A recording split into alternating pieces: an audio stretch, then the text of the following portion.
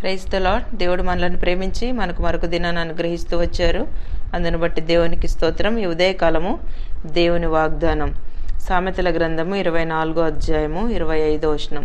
క్షేమకరమైన దీవెన వారి మీదికి వచ్చును. సో దేవుడు మనల్ని ప్రేమించి దినమంతటి కొరకై ఈ శ్రేష్టమైన వాగ్దానాన్ని మనకు అనుగ్రహిస్తూ వచ్చారు. క్షేమకరమైన దీవెన వారి మీదికి వచ్చును. సో ఉదయకాలం దేవుడు క్షేమకరమైన దీవెనలు మన మీదికి వచ్చును అని వాగ్దానం చేస్తూ ఉన్నాడు. ఎప్పుడు దేవుడు ఈ క్షేమకరమైన అంటే దీవెనలు మన మీదికి వచ్చేలాగా చేస్తాడంటే, మనం ఈ అధ్యాయంలో చదివినట్లయితే చాలా విషయాలు రాయబడుతూ వచ్చాయి. అంటే ప్రతి విషయంలో కూడా మనము జ్ఞానము కలిగి వివేకంగా ఉంటూ వచ్చినప్పుడు, అంతేకాకుండా న్యాయమైనటువంటి తీర్పు అంటే న్యాయముగా ప్రతి విషయంలో కూడా మనము పక్షపాతం లేకుండా న్యాయమైన జీవితాన్ని మనం జీవిస్తూ వచ్చినప్పుడు దేవుడు మన జీవితంలో క్షేమాన్ని మేలును అనుగ్రహించేటువంటి వారుగా ఉంటారనమాట.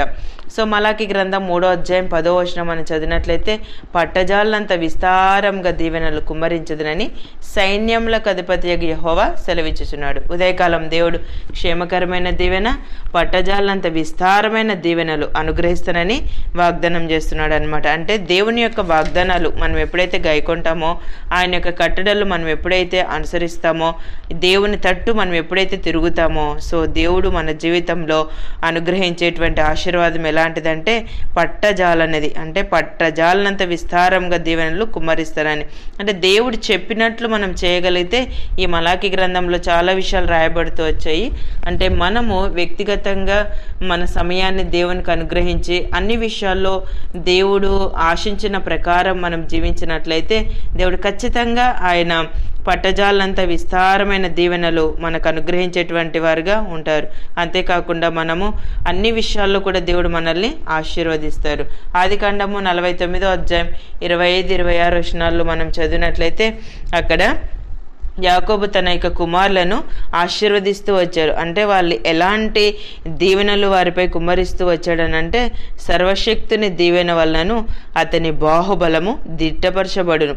నీ తండ్రి దీవెనలు నా పూర్వీకుల దీవెనలపైన చిరకాల పర్వతముల కంటే హెచ్చుగా ప్రబలమగును. అవి యోసేపు తల మీదను తన సహోదరులను అంటే వారి నడినెత్తి మీద ఉండును అని సెలవిచ్చారనమాట.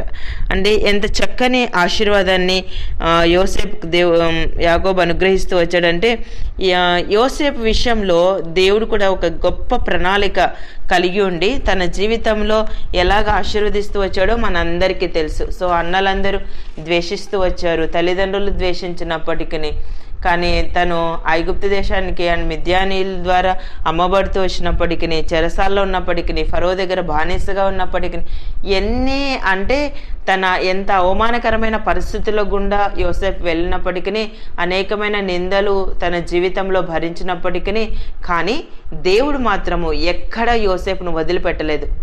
ఈమె చెరసాలలో వేసినప్పటికీ అక్కడ చెరసాల నాయకునికి కూడా యోసేపు మీద దేవుడు దయ పుట్టించేలాగా చేస్తూ వచ్చాడు అనమాట. మన దేవుడు అనుగ్రహకారి.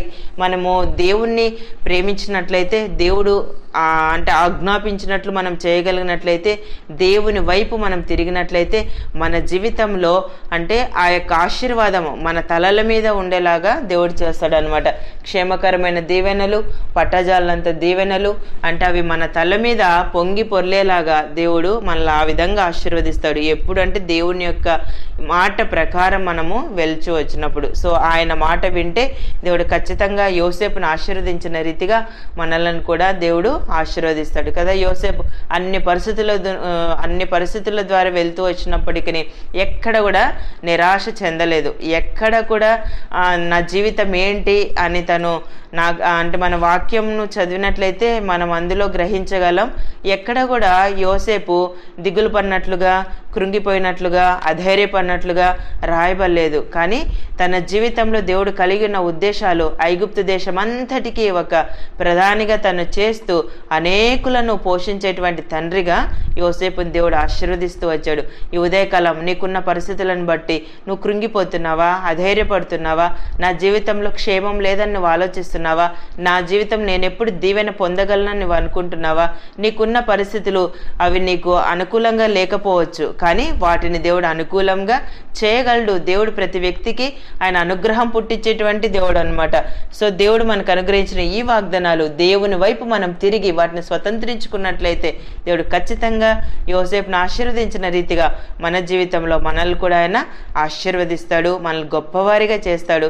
క్షేమకరమైన దీవెన, పట్టజాలంత దీవెనలు, సో మన అంటే తల మీద సర్వశక్తుని దీవెనలు ఏ విధంగా తల మీద ఉండేలాగా యోసేపును ఆశీర్వదిస్తూ వచ్చాడు యాకోబు ఉదయకాలం, దేవుడు కూడా మనల్ని ఆ రీతిగా ఆశీర్వదించును గాక. దేవుడు మనకు అనుగ్రహించిన ఈ ప్రశస్తమైన వాగ్దానాలు మన జీవితానికి మనం అన్వయించుకొని ముందుకు కొనసాగినట్లు ప్రభు మనందరికీ సహాయం చేయను గాక. ప్రార్థన చేసుకుందాం. ప్రియమైన తండ్రి, మీకు వందనాలు యేసయ్య. మమ్మలను ప్రేమించి మాకు అనుగ్రహించిన ఈ ప్రశస్తమైన వాగ్దానాన్ని బట్టి స్తుతిస్తున్నాను ప్రభా. క్షేమకరమైన దీవెన వారి మీదకి వచ్చును అని సెలవిచ్చారు.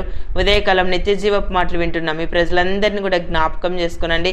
వారికి ఉన్న ప్రతి పరిస్థితుల్లో ప్రభా మీ క్షేమాన్ని, మీ మేలును ప్రభా, మీ దీవెన, మీ ఆశీర్వాదం సమృద్ధిగా మీరు అనుగ్రహించి సహాయపడుతూ రావాల్సిందిగా ప్రార్థిస్తూ యేసు ప్రభు నామమున ప్రార్థిస్తున్నాను తండ్రి. ఆమెన్.